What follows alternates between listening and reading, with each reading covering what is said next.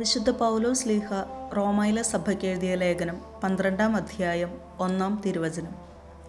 നിങ്ങളുടെ ശരീരങ്ങളെ വിശുദ്ധവും ദൈവത്തിന് പ്രീതികരവുമായ സജീവ ബലിയായി സമർപ്പിക്കുവിൻ. ഇതായിരിക്കണം നിങ്ങളുടെ യഥാർത്ഥമായ ആരാധന. പ്രിയമുള്ളവരെ, ഈ കാലഘട്ടത്തിൽ ഈ വചനം നമുക്കൊരു വെല്ലുവിളിയാണ്. നമ്മൾ നമ്മുടെ ശരീരത്തിൽ ദൈവത്തെ ആരാധിക്കുന്നുണ്ടോ?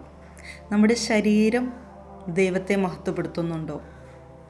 നമ്മൾ നമ്മുടെ ശരീരത്തിനെയാണോ സ്നേഹിക്കുന്നത്, ദൈവത്തെയാണോ കൂടുതൽ സ്നേഹിക്കുന്നത് എന്നുള്ളതാണ് ചോദ്യം. ദൈവം നമ്മിൽ നിന്ന് ആഗ്രഹിക്കുന്നത് കുറേ ആചാരാനുഷ്ഠാനങ്ങളല്ല, മറിച്ച് നമ്മുടെ വാക്കിൽ, പ്രവൃത്തിയിൽ, നമ്മുടെ ശരീരത്തിൽ നമ്മൾ ദൈവത്തെ മഹത്വപ്പെടുത്തുന്നുണ്ടോ എന്നുള്ളതാണ്. അതാണ് യഥാർത്ഥമായ ആരാധന എന്നാണ് പൗലോസ് ശ്ലീഹ പറയുന്നത്. അതായത് നമ്മുടെ ജീവിതം മുഴുവൻ, നമ്മുടെ ശരീരം, ആത്മാവ്, മനസ്സ്, ഇത് മൂന്നും പൂർണ്ണമായും ദൈവത്തിലേക്ക് സമർപ്പിക്കുന്നതാണ് യഥാർത്ഥ ആരാധന എന്നാണ് പൗലോസ് ശ്ലീഹ വിവക്ഷിക്കുന്നത്. നമ്മുടെ ജീവിതം, നമ്മുടെ ചിന്തകൾ, വാക്കുകൾ, പ്രവൃത്തികൾ, ഇവൻ നമ്മുടെ ഡ്രസ്സിങ് എല്ലാം ദൈവഹിതത്തിനനുസരിച്ചാവുമ്പോൾ നമ്മുടെ ജീവിതം തന്നെ ഒരു സജീവ ബലിയായിട്ട് മാറുന്നു. പക്ഷെ നമ്മളിപ്പോൾ എന്താ ചെയ്യണേ? എനിക്കിഷ്ടപ്പെട്ട ഭക്ഷണം, എനിക്കിഷ്ടപ്പെട്ട വസ്ത്രം, ഇതെൻ്റെ ഇഷ്ടം, എൻ്റെ സ്വാതന്ത്ര്യം.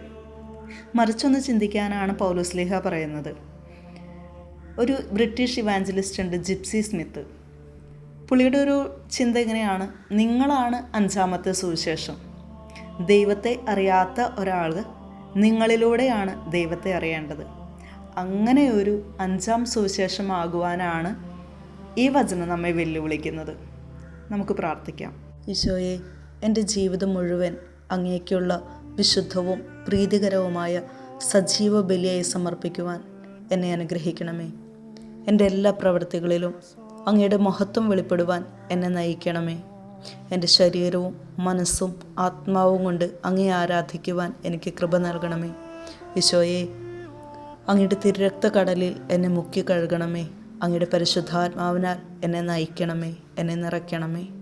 ഓ പ്രിയ പരിശുദ്ധാത്മാവേ, ഈശോയ്ക്ക് ഇഷ്ടപ്പെട്ട രീതിയിൽ മാത്രം, മാന്യതയിലും വിശുദ്ധിയിലും എൻ്റെ ശരീരം കാത്തു സൂക്ഷിക്കുവാനുള്ള കൃപ എനിക്ക് നൽകണമേ.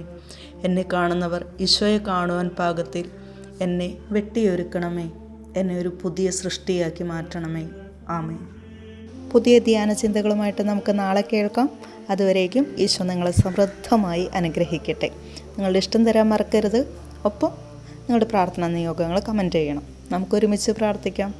ഈശോ നമ്മോട് കൂടെ എപ്പോഴും ഉണ്ടായിരിക്കട്ടെ. ആമേൻ.